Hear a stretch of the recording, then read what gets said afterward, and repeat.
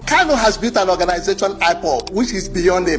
And Kanu today is a symbol. The movement has gone past the person you are holding in detention. The person you are holding in detention is someone who can help you manage the issues outside. There should be a tactical, a rational approach that enables us to have this conversation going. So what we are saying in the statement we have made is that IPOB wants good government at home. IPOB wants a relationship between the Igbo people and the Federation of Nigeria that makes every Igbo child feel that he's part of Nigeria. And in the absence of that, they want to leave Nigeria.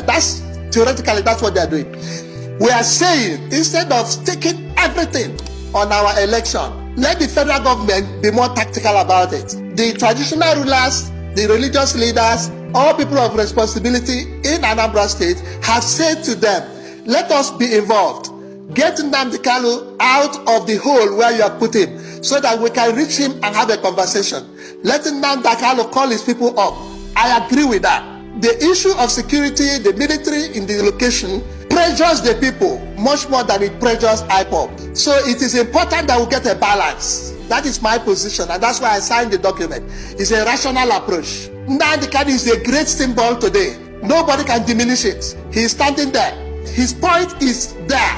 We want good government at home. We want a federation that respects all our rights.